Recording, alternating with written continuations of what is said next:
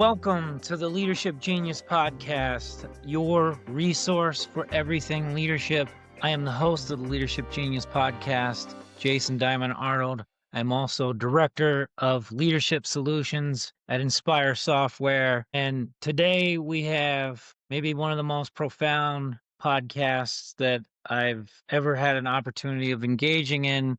Though I must say, I haven't really wanted to engage in this, but at the time of the publication of this podcast, it will be the birthday, the anniversary of the date of birth of one of the great legends and giants in leadership development arena. Today's podcasts focus on the leadership genius of Dr. Drea Zigarmi. There's no real way to get into this other than to just acknowledge that one of the reasons why I wanted to do this was because there's nobody that has had a more profound impact on my life, professionally, and honestly, even personally, on so many levels. I'm going to talk about the professional aspects of why Dr. Zigarmi is the topic of discussion today, but I want to acknowledge and disclaim this up front that I know the very exercise of talking about Drea as a leadership genius would put him off in a very humorous but also very serious way. And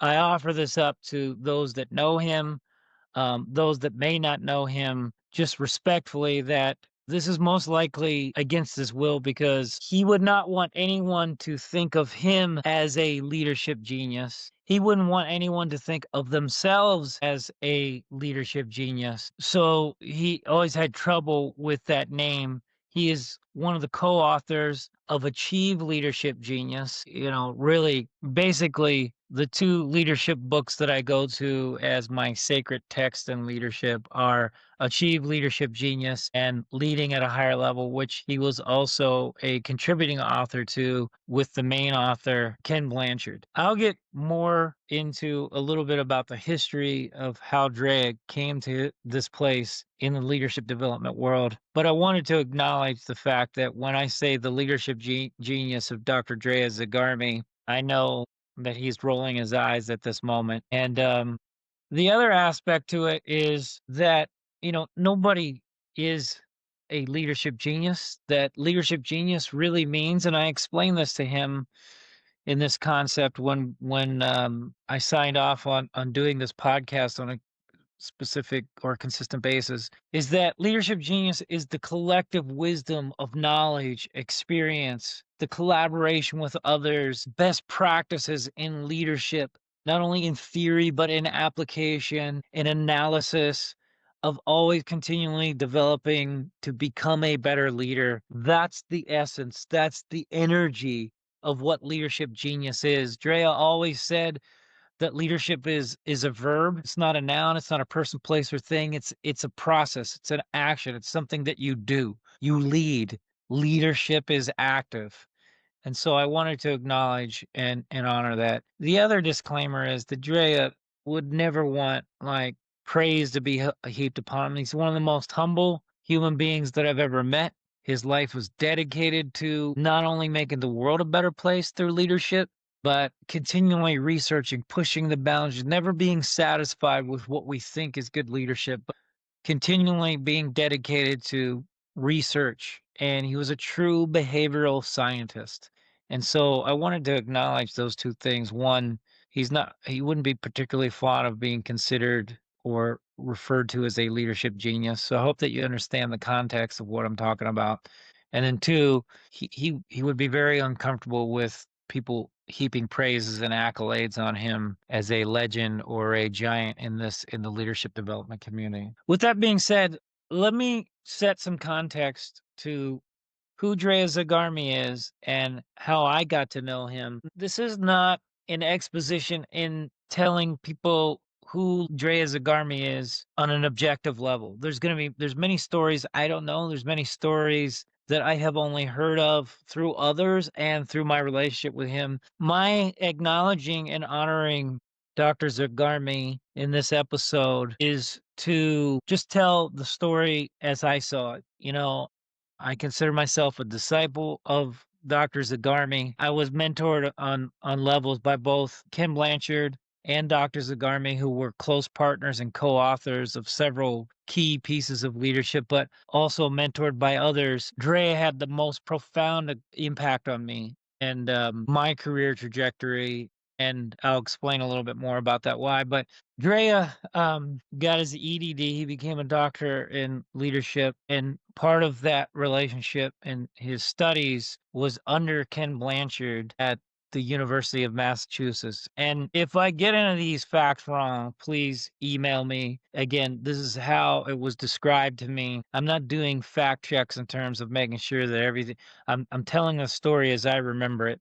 And so Drea met Ken. He asked Ken to be on his dissertation committee, and eventually, after Drea got his degree and then went into the professional world as a superintendent of a school in Massachusetts, Ken moved west and founded a company and wanted to start his own business, and so he brought several of his students out to California to help start that company that would eventually become Blanchard Training and Development. So Ken Blanchard had authored a book with Paul Hersey called Management of Organizational Behavior, which highlighted some of the first times that we heard about situational leadership theory, which was rooted in an earlier leadership body of research called contingency leadership theory. And Ken wrote this book, and in that book, they created the original situational leadership model, which then Paul Hersey commoditized as the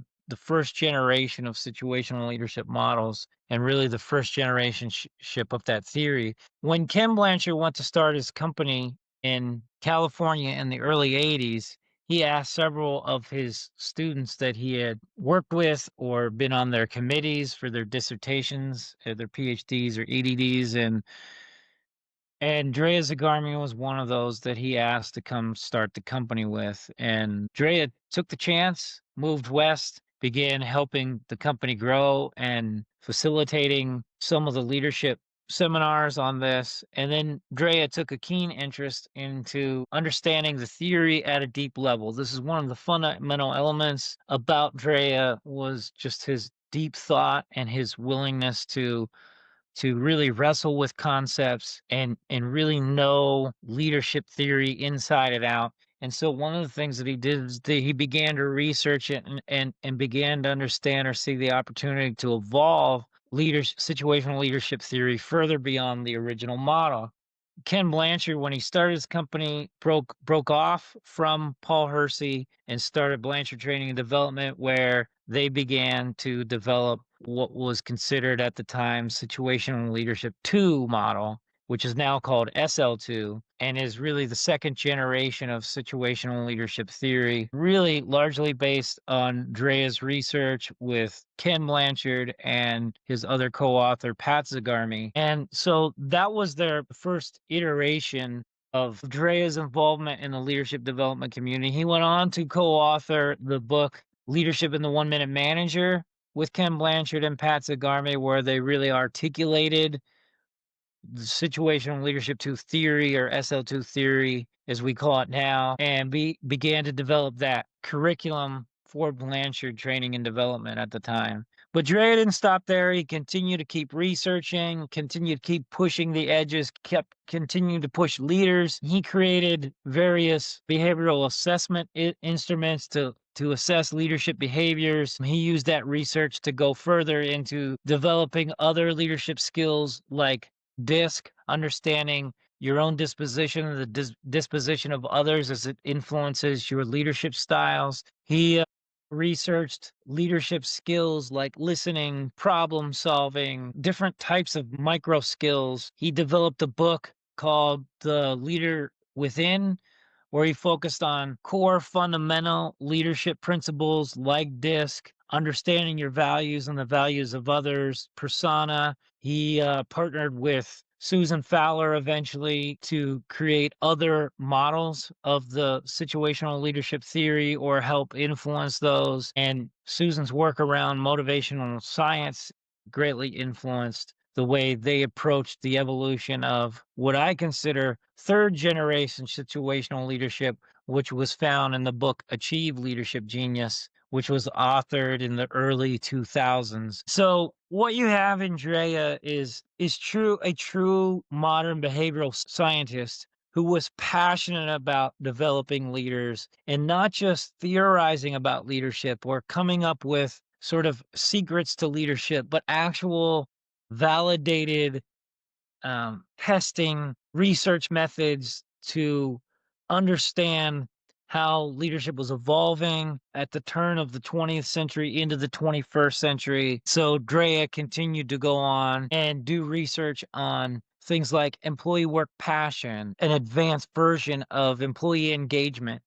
And he did other things like helping influence trust and issues around power with people that he chaired their dissertation committees on. And so it goes understated. It's interesting that Ken Blanchard and Drea Zigarmi became business partners in the 80s and then authored this SL2, co-authored this between the two of them and Pat Zigarmi, and it became one of the world's most popular, most widely used leadership models. And it's somewhat of an irony because Ken Blanchard in the leadership development community is really known for his books. He's known for the 1 Minute Manager and other books like Raving Fans and Gung Ho and these parables that he tells about leadership. And he's co-authored many books, over 60 plus books on the topic of leadership. And Ken's is more of a theoretical framework, whereas Drea was the paradox to those books in that he did heavy research and investigation and then wrote pretty thick books on his discovery and his findings and how leadership was evolving in the 21st century. And so really that's this contribution that we're focusing on today, and the contributions that Drea Zigarmi brought to the leadership development community and to the leadership world. And of course, one of the reasons why we're focused on this topic today, the leadership genius of Dr. Drea Zigarmi, is because on a personal level, it's a very significant topic for me to talk about and eulogize Drea through this in a very, I hope, respectful and dignified way, because we lost him earlier this summer in July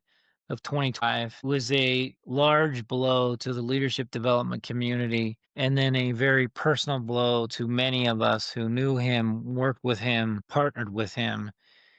And for me, on a very personal level, Drea saw me, he reached out and mentored me and developed me and pushed me and challenged me to go beyond just thinking of leadership as a theory, but how could you apply leadership? And I would test him with technology and talking about ways that we could take leadership and integrate it into the flow of work through applications like Inspire software, where he met many of my colleagues through the University of San Diego when there was a Master's of Executive Leadership where he and Susan taught one of the opening courses. Many of my colleagues and partners and friends had said under his instruction at the University of San Diego, either in that class or as somebody that was on their dissertation committee in the PhD program, which I had hoped that he would be for mine that I'm currently pursuing. And so it's one of the reasons why I want to bring it up, because today, the day this is published,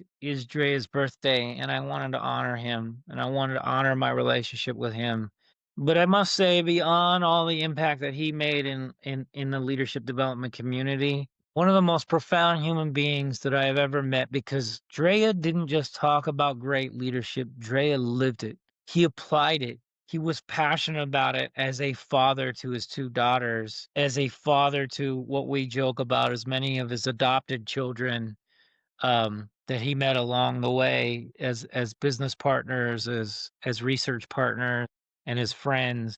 And I guess one of the ways to explain how powerful of a human being he was to kind of tell you two basic stories. It's just one, how much he invested in my three children. Anytime I would meet Drea, the first thing he would want to know before we talked about any business was how are the kids? How are your sons? How's your daughter? What are they up to? And it meant so much to me because it was sincere. It wasn't just like to get something out of the way. He sincerely invested in them, even though he mostly knew them through me, but he would come to baseball games of my sons, or he would show up and ask, to bring my daughter to a dinner, and that meant the world to me. But another personal story was, and I have many of these, and he wouldn't like me telling these, but I'm going to do it anyway. I'm going to tell you just to set the final context for this person and the leadership genius of Dr. Drea Zigarmi.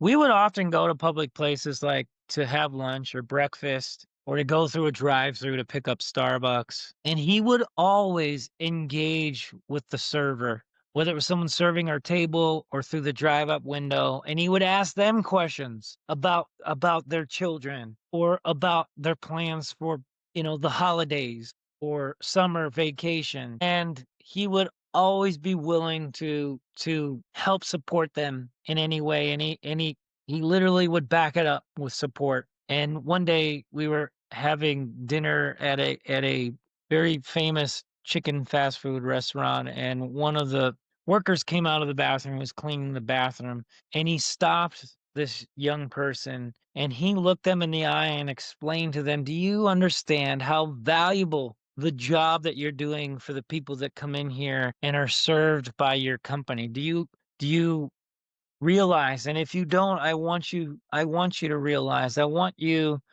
And he would offer them a gift, to support them, and just a token of understanding of how much value they brought. So Drea could sit down with the president of a Fortune 500 company and have an intense conversation just as much as he could with a frontline worker in a fast food restaurant, because he cared so much about leadership and about the positive impact that good leaders can have on the world. Say, because of Drea and his relationship with other thought leaders that are passionate about leadership, is that the world is in desperate need for better leadership, for excellent leadership.